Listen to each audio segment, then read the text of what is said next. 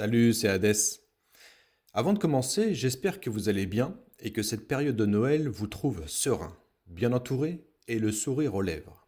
Car il faut bien le dire, en cette fin d'année, les métaux précieux nous offrent un spectacle assez rare, presque une folie heureuse, comme un feu d'artifice dans cette nuit d'hiver. Mais derrière cet envolée spectaculaire, derrière ces prix qui s'affolent et ces écarts qui se creusent entre ces deux places de marché, il ne s'agit pas d'un simple cadeau de Noël. Il y a des raisons profondes, structurelles, parfois même inquiétantes d'ailleurs, qui expliquent pourquoi l'argent métal s'arrache aujourd'hui à des niveaux jamais vus. C'est précisément ce que nous allons décrypter ensemble. Pourquoi les prix explosent? Pourquoi les marchés ne parlent plus le même langage? Et ce que cet écart révèle sur l'état réel du système. Installez-vous, l'histoire qui se joue en ce moment est bien plus importante qu'un simple mouvement de marché. En ce moment, nous pouvons observer un écart historique qui fait trembler les marchés. Car ce marché mondial de l'argent traverse une crise sans précédent. Ce 26 décembre 2025, le Shanghai Gold Exchange affiche un prix de plus de 82 dollars l'once, tandis que le LBMA de Londres ne cote que 75 dollars. Eh bien cet écart de 7 dollars représente une prime de près de 10%, un phénomène jamais observé à une telle échelle dans l'histoire récente des métaux précieux. Pour comprendre l'ampleur de cette anomalie, il faut revenir quelques heures en arrière. Dans cette matinée, le prix occidental de l'argent a bondi brutalement de 71,80 à 75,13 dollars l'once, soit une hausse de 4,35% en quelques heures. Cette volatilité extrême témoigne d'une tension considérable sur les marchés physiques.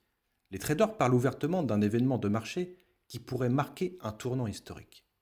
Eh bien, contrairement aux fluctuations habituelles liées à la spéculation, pour ne pas dire manipulation, cet écart persiste depuis plusieurs jours et s'accentue même. Ce 24 décembre, Shanghai cotait déjà à 78,49 $, alors que New York peinait autour de 70 $. Eh bien, cette divergence durable entre l'Asie et l'Occident révèle une fracture profonde dans la structure même du marché mondial de l'argent. Les experts s'accordent à dire que nous assistons à une réévaluation fondamentale du prix de l'argent physique. Ce métal blanc, longtemps considéré, rappelons-le, comme le petit frère de l'or, prend aujourd'hui une importance stratégique majeure. Les investisseurs qui suivent ces développements parlent déjà d'une nouvelle ère pour ce métal aux multiples usages industriels. La question n'est plus de savoir si les prix vont augmenter, mais de combien et surtout à quelle vitesse. Et au cœur de cette crise se trouve un fait alarmant. Les inventaires chinois d'argent ont atteint leur plus bas niveau depuis 2015. En novembre 2025, les bourses chinoises ne détenaient plus que 531 211 kg d'argent pour être exact. Une chute vertigineuse, qui explique en grande partie la flambée des prix sur le Shanghai Gold Exchange. Eh bien, cette pénurie n'est pas le fruit du hasard. La Chine, premier consommateur mondial d'argent, fait face à une demande industrielle littéralement explosive. L'industrie des panneaux solaires photovoltaïques, rappelons-le, en pleine expansion, dévore des quantités considérables de métal blanc pour la fabrication des cellules. Chaque panneau solaire nécessite environ 20 grammes d'argent, rappelons-le, et la Chine produit plus de 80% des panneaux mondiaux. À ce rythme, il est logique que la demande dépasse largement les capacités d'approvisionnement traditionnelles. Et paradoxalement, la Chine a tenté de soulager la pression mondiale en exportant massivement.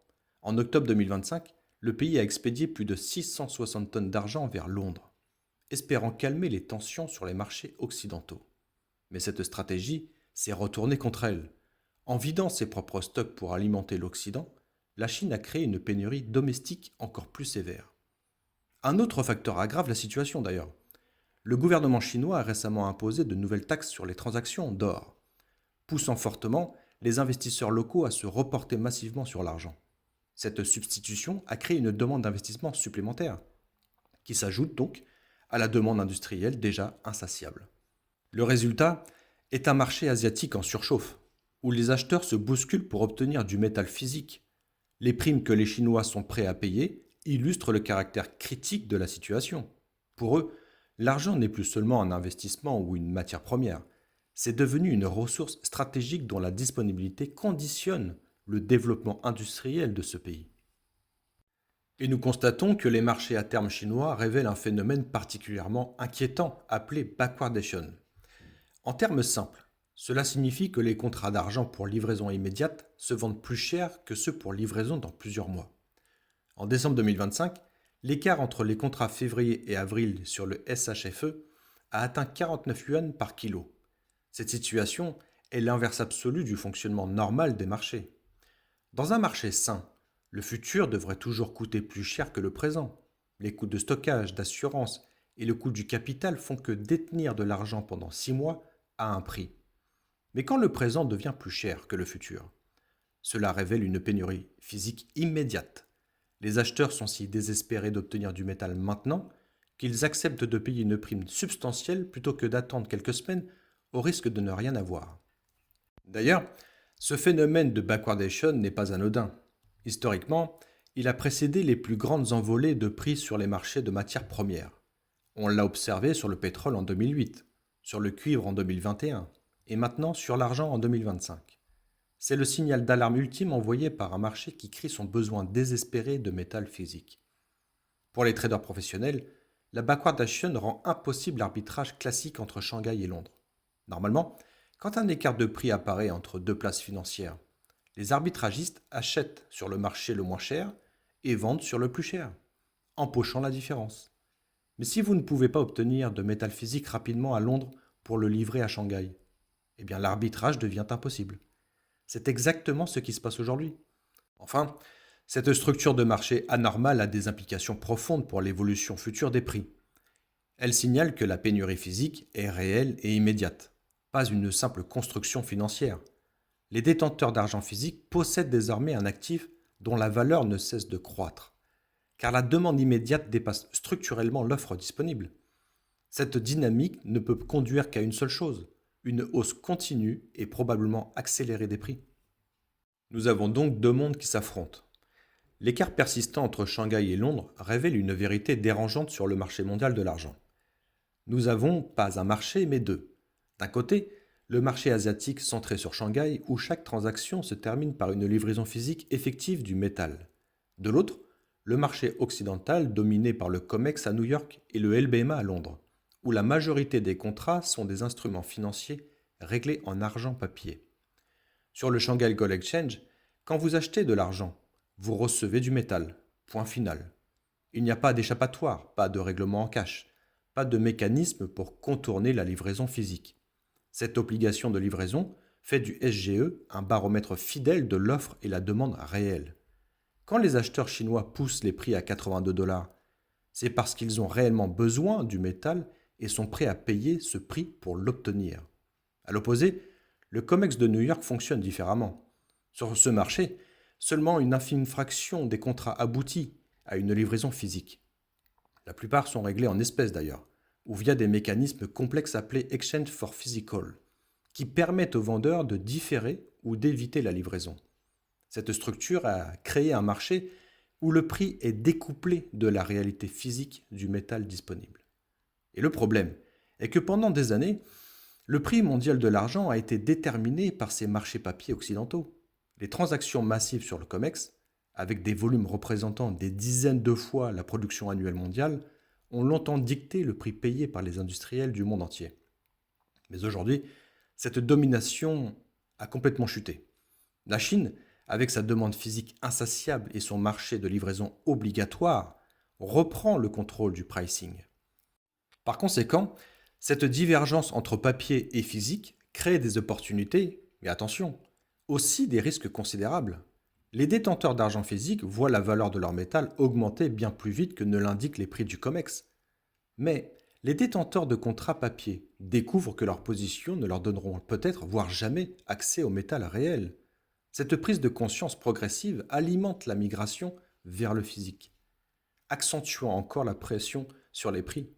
Le divorce entre les deux marchés est consommé, et c'est le marché physique asiatique qui dictera désormais les prix futurs. En conclusion, tous les éléments d'une tempête parfaite sont réunis pour propulser l'argent vers des sommets historiques en 2026. Ce 1er janvier prochain, la Chine mettra en œuvre des restrictions à l'exportation d'argent. Cette décision aura un impact dévastateur sur l'approvisionnement mondial. La Chine, qui a exporté 660 tonnes en octobre pour tenter de calmer les marchés mondiaux, va littéralement fermer le robinet. Les raffineries occidentales et les industriels qui comptaient justement sur ces exportations vont se retrouver en grande difficulté. La demande industrielle ne montre aucun signe de ralentissement d'ailleurs, et bien au contraire. La transition énergétique mondiale accélère de manière spectaculaire la consommation d'argent. Chaque panneau solaire, chaque véhicule électrique, chaque infrastructure 5G et la 6G qui arrive nécessitent encore plus d'argent. Les experts estiment que la demande photovoltaïque, à elle seule, pourrait doubler, voire tripler d'ici 2030. L'électronique, l'automobile, les batteries, toutes ces industries voient leur consommation augmenter de façon exponentielle. Et du côté de l'offre, la production minière stagne. Les conflits sociaux au Pérou, les réglementations environnementales au Mexique, les difficultés techniques dans les mines vieillissantes limitent l'augmentation de la production. Il faut entre 5 et 10 ans pour développer une nouvelle mine d'argent. Même si les prix actuels incitent à de nouveaux investissements, le métal ne coulera pas avant 2030. Le marché est coincé dans un étau entre une demande galopante et une offre rigide. Enfin, les analystes les plus audacieux parlent désormais d'un argent à 150 dollars l'once d'ici fin 2026. Cette prévision, qui aurait semblé plutôt folle il y a à peine un an, devient totalement crédible au vu des actualités. La prime de Shanghai, la backwardation persistante, l'effondrement des stocks, les restrictions chinoises à venir, le déficit mondial massif, tous ces facteurs convergent vers une seule conclusion. Nous sommes à l'aube d'un bull market historique sur l'argent, un mouvement qui pourrait redéfinir la valeur de ce métal stratégique pour les décennies à venir. Les investisseurs qui comprennent cette dynamique aujourd'hui se positionneront avant que le grand public ne réalise l'ampleur de la transformation en cours. Et cette transformation a déjà commencé.